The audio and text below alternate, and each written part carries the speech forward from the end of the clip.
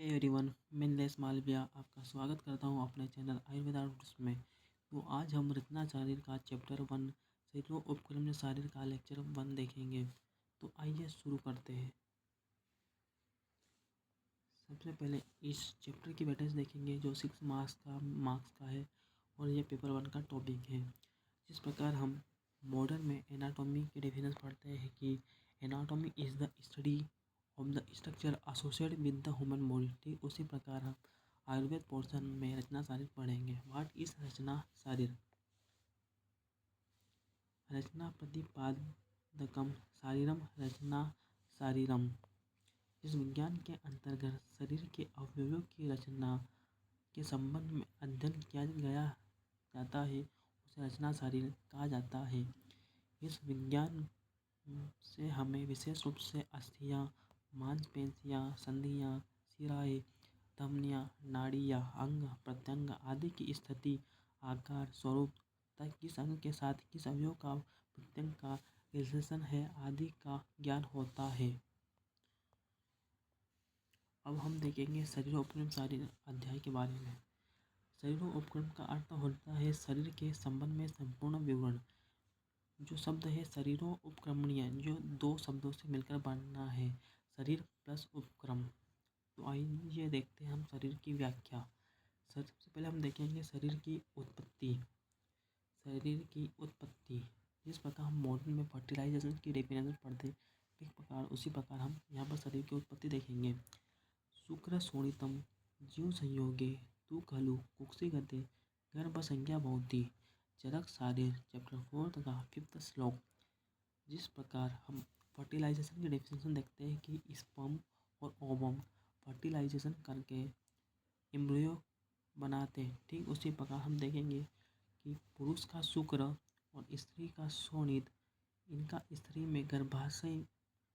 के गर्भाशय means uterus में संयोग होने पर जब जीवात्मा प्रवेश करती है तभी मनुष्य शरीर के अंकुर की उत्पत्ति होती, तो उसे हम गर्भ की संज्ञा दी जाती है।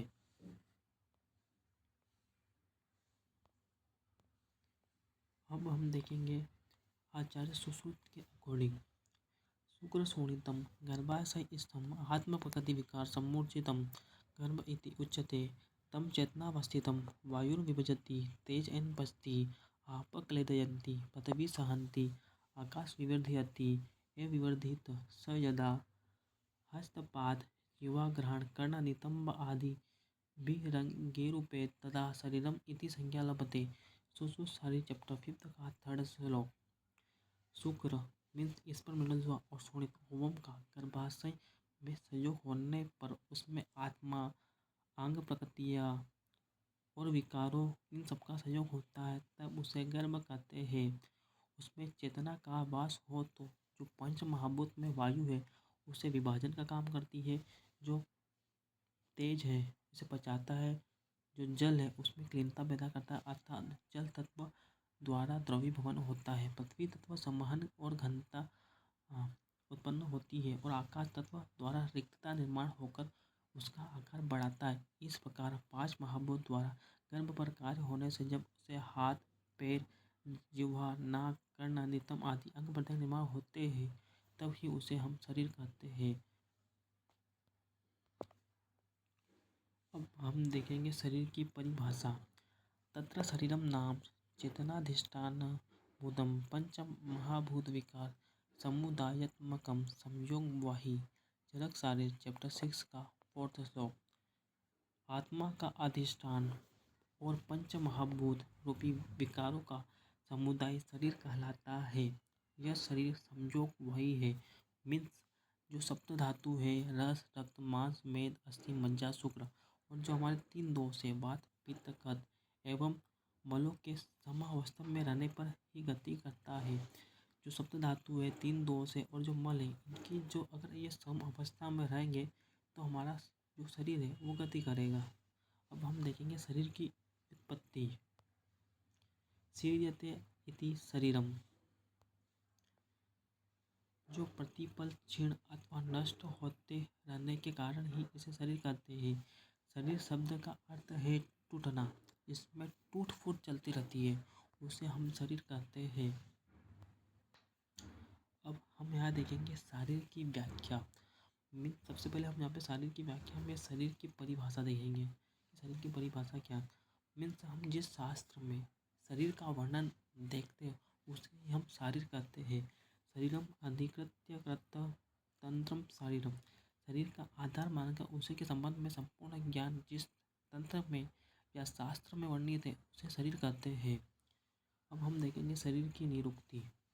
अब हम देखेंगे शरीर की निरुक्ति। शरीरम चिंतयते सर्वदेव मानुष संपदा सर्वभावे यत तस्मात् शारीरम स्थानम उच्यते। चरक शरीर चैप्टर 8 का 69 श्लोक। समस्त शरीर का देव और मानवीय साधनों द्वारा किया गया चिंतन उसके सही भावों को जहाँ पर व्यक्त किया जाता है उसे हम शारीर स्थान कहते हैं। जिस प्रकार हम साइंटिफिक और फिलोसॉफिकल व्यू जिस शास्त्र हम देखते हैं उसे हम शारीर स्थान कहते हैं। अब हम पढ़ेंगे शरीर के बारे में। शरीर मीन्स आत्मा। हम पढ़ेंगे आत्मा के बारे में। पंच महाभूत शरीरी समवाय पुरुष सकम पुरुष चिकित्सा अधिकृत। शरीर का अर्थ है आत्मा। यह पंच महाभूत और आत्मा इन 6 धातुओं का पुरुष है। मतलब पंच महाभूत और आत्मा से मिलकर पुरुष बना है। आचार्य सुश्रुत कहते हैं कि यह कर्म पुरुष ही चिकित्सा करने के उपयुक्त माना है। यह सुख और दुख का आश्रय है। अब सबसे इम्पोर्टेंट बात बता देता हूँ आप सबको। ये जितने भी श्लोक मैंने अभी तक बताए हैं ये सारे श्लोक मोस्ट इम्पोर्टेंट है। आपको इन्हें बिल्कुल याद ही करना है। जब भी आपसे पूछा जाए सारे श्लोक जितने मैंने बताए हैं, जब फर्स्ट श्लोक है और ये सेकंड श्लोक मोस्ट इम्पोर्टेंट है। Most important. अब हम देखते हैं कुछ चैप्टर्स के नाम जो MCQ में अक्सर पूछे जाते हैं। सबसे पहले देखेंगे हम आचार्य चरक ने चरक संहिता के शारीर स्थान को 8 अध्यायों में विभाजित किया है। द फर्स्ट वन कथिता पुरुषीय शारीर, सेकंड वन अतुल गोत्रीय शारीर, थर्ड वन कुंडिका गर्भाव क्रांति शारीर, महती गर्भाव क्रांति शारीर, पुरुष विजय शारीर, शरीर विजय शारीर, शरीर संख्या शारीर, जातीय सूत्रीय शारीर। इन सभी चैप्टर्स के नेम को अकॉर्डिंग एज अ सीक्वेंस में हमें याद करना है। ये अक्सर MCQ में पूछा जाता है। अब हम देखेंगे आचार्य सुश्रुत ने सुश्रुत संहिता के शारीर स्थान को 10 अध्यायों में विभाजित किया है।